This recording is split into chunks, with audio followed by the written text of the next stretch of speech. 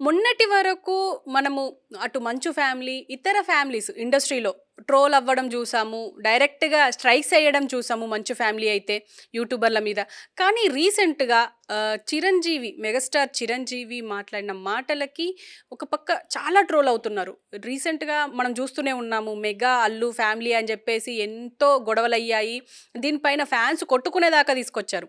కానీ ఇప్పుడు చిరంజీవి మాట్లాడిన మాటల్లో ముఖ్యంగా మొన్న స్టేజ్ పైన బ్రహ్మానందం మూవీ ప్రీ రిలీజ్ ఈవెంట్లో చూసుకోవచ్చు. ఎక్కడ చూసినా ఇప్పుడు మెగా ఫ్యామిలీ ట్రోల్ అవుతుంది అని అయితే చెప్పుకోవచ్చు. ముఖ్యంగా చిరంజీవి ట్రోల్ అవుతున్నారు. దీని గురించి మనతో మాట్లాడడానికి ప్రముఖ నిర్మాత, సినీ రాజకీయ విశ్లేషకులు చిట్టిబాబు ఉన్నారు. ఆయనతో మాట్లాడదాం. నమస్తే సార్. నమస్తే. నమస్తే. సార్, ఇప్పుడు మీరు చెప్పండి, ఈ మెగాస్టార్ చిరంజీవి అసలు అంటే ఆచితూచి అడిగేస్తారు, మాట్లాడతారు అని అనుకున్నాం. కానీ మొన్న బ్రహ్మానందం ప్రీ రిలీజ్ ఈవెంట్‌లో ఆయన మాటల్లో కొంచెం తడబాటు ఉంది. అసలు ఏ అసలు ఏమయ్యిందంటారు? పైగా ఈ మధ్య ట్రోల్ ఎక్కువవుతున్నారు. అదే ఆయన గతంలో అందరికీ ఓపెన్ సీక్రెట్. గతంలో ఆయన ఏం మాట్లాడాలన్నా, బయటకు వచ్చి ఏం మాట్లాడినా వెనకాల ఒక అరవింద్ అనే వ్యక్తి గైడెన్స్ ఉండేది. ఇది మాట్లాడండి, ఇది మాట్లాడండి, ఇది వద్దు, ఇది వద్దు అని ఆయన ఒక ఆ కట్టులో మాట్లాడేవాడు ఆయన. సో ఎప్పుడు అందుకని గతంలో అరవింద్ చిరంజీవి గారితో గట్టిగా పెనవేసుకున్నంతకాలం ఇలాంటిది ఎక్కడా చిరంజీవి మీద ఎక్కడా ఒక ట్రోల్ అవ్వలేదు గతం చూసుకోండి. ఇప్పుడు అవుతుందంటే ఇప్పుడు ఆయన వీళ్ళిద్దరు పెనవేసుకుంటూ ఈయన పిల్లలు పెద్దవాళ్ళు అయ్యారు, ఆయన పిల్లలు పెద్దవాళ్ళు అయ్యారు. సో ఎవరి పనులు వాళ్ళకి ఏదో అవసరమైనప్పుడు తప్పితే ప్రతి విషయానికి గతంలో ప్రతి విషయము, ప్రతి అడుగు, ప్రతి moment of Chiranjeevi is designed by Allu Aravind. So అందువల్ల అంత పక్కగా ఉండేది. ఇప్పుడు ఆయన వచ్చేసి ఈయన ఏదో ఈయనతో వచ్చింది ఈయన మాట్లాడేస్తాడు. ఆయన నిన్న మాట్లాడిన విషయాల్లో రెండు, లైలాలో మాట్లాడాడు, ఇక్కడ మాట్లాడాడు మా బ్రహ్మానందం. రెండు విషయాల్లో ఒకటి హర్షించదగిన విషయం. లైలా లైలాది కాదు, అది కుటుంబాన్ని గురించి మాట్లాడింది లైలా. లైలాలో మాట్లాడేది హర్షించదగిన విషయం. ఏం మాట్లాడాడు? మీ తాతలు నేతులు తాగారు, మీ మూతులు వాసన చూడండి అని అబద్ధాలు చెప్పకుండా, మీ తాత మా తాత ఇలాంటోడురా, నా ముగ్గురు నలుగురు అయ్యారు, ఎంతమంది ఉన్నారో కూడా తెలీదు, ఆయన ఆదర్శంగా తీసుకోవద్దు. చిన్నప్పుడు నన్ను అనేవారు మీ తాత ఆదర్శంగా వద్దురా అని అనేవారు, కనుక నువ్వు ఆదర్శంగా తీసుకోవద్దు, సినిమా ఫీల్డ్లో ఉన్నావు, నీకు అవసరాలు, నీకు ఇలాంటి అవకాశాలు ఎక్కువ ఉంటాయి, తప్పు పనులు చేయొద్దు, చాలా మంచి మాట ఒక తండ్రి ఒక బిడ్డకి ఇచ్చే సూచన, సలహా ఒప్పుకోవాలి. తర్వాత కూతురు విషయం అన్నాడు, కొడుకు. దాంట్లో ఈ సమాజంలో మన కుటుంబ వ్యవస్థలో ఎక్కడైనా సరే ఆడపిల్లలు ఎక్కువ ఉంటే కొడుకు కావాలని కోరుకుంటాం, మగపిల్లలు ఎక్కువ ఉంటే కూతురు కావాలని కోరుకుంటాం, సహజ సిద్ధమైన ఆలోచన. అలాగే తను ఇంట్లో వెళ్తే మొత్తం ఆడపిల్లలు, మనవరాళ్ళు అందరూ ఆడపిల్లలు లేడీస్ హాస్టల్ లాగా ఉంది, మగపిల్లలు ఈసారైనా మగపిల్లాన్ని కనరా అన్నాడు. దాంట్లో తప్పే ఉంది, మగపిల్లాడి కను ఒక రిక్వెస్ట్, మగపిల్లాడిని కను, మళ్ళీ ఆడపిల్లని కట్టాలని భయం ఉంది అంటే ఆడపిల్ల వద్దని కాదు, ఆల్రెడీ ఉన్నారు ఆడపిల్ల గొల తీరిపోయింది. ఆడపిల్లలు మనవరాళ్ళు గొల తీరిపోయింది, మనవడు అనే గొల తీరలేదు. ఏ తండ్రికైనా, ఏ తాతకైనా, ఏ అమ్మమ్మకైనా, ఏ నాయనమ్మకైనా, ఏ తండ్రికైనా ఆ మగపిల్లలు లేని చోట మన ఇళ్లల్లో, మన కుటుంబాల్లో, మన కుటుంబ వ్యవస్థలో ఆడపిల్లలు ఎక్కువ ఉంటే మగపిల్ల కావాలని, మగపిల్లాడు ఎక్కువ ఉంటే ఆడపిల్ల సహజ సిద్ధమైన కోరిక. అదే కోరికాడు. దాంట్లో ఒక మాట అన్నాడు, మన లెగసీ కంటిన్యూ చేయాలి.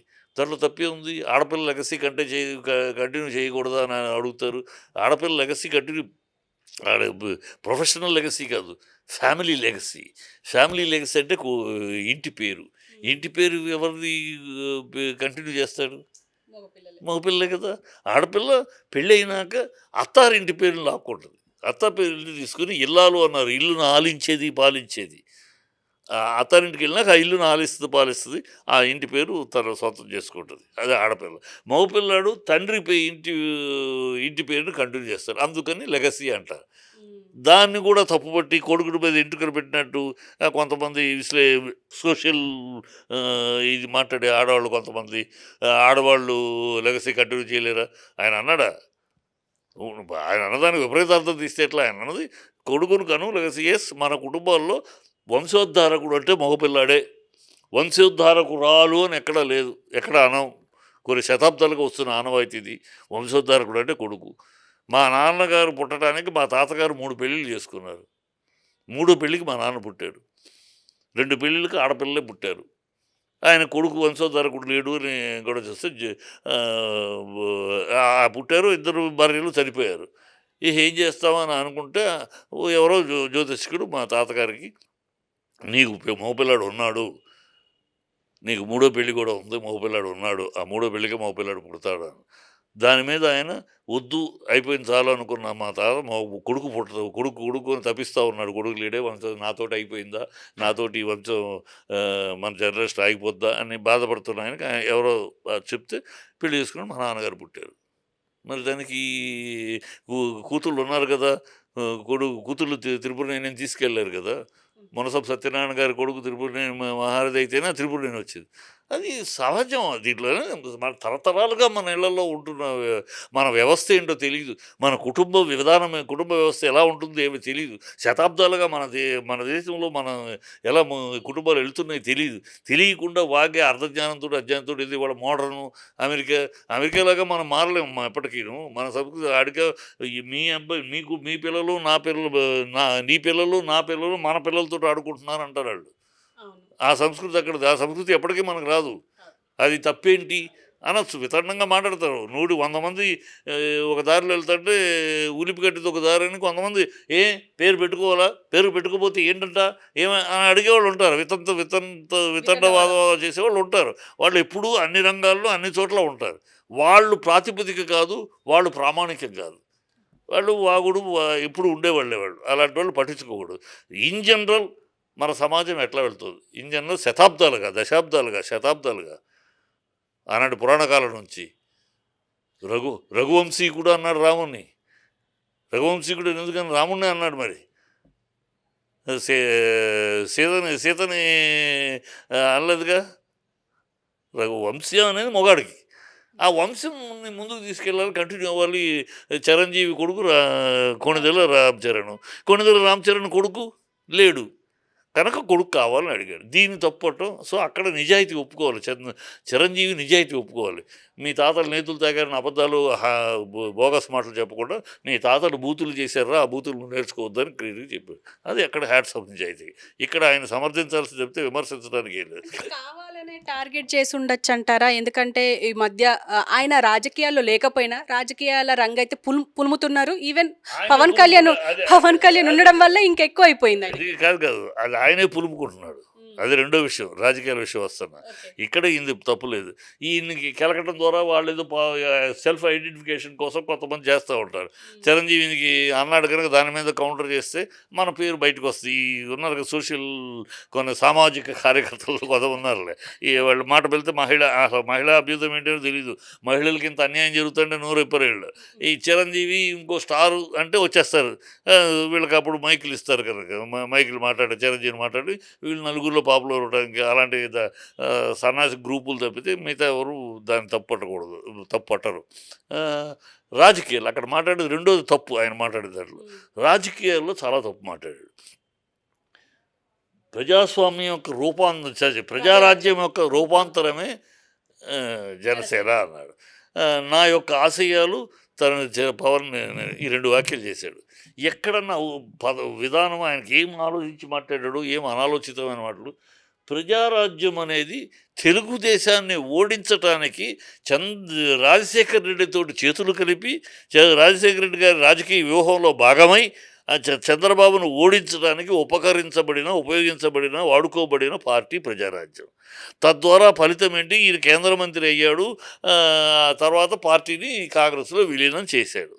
ఇది దాని నేపథ్యం. జనసేన నేపథ్యం ఏంటి?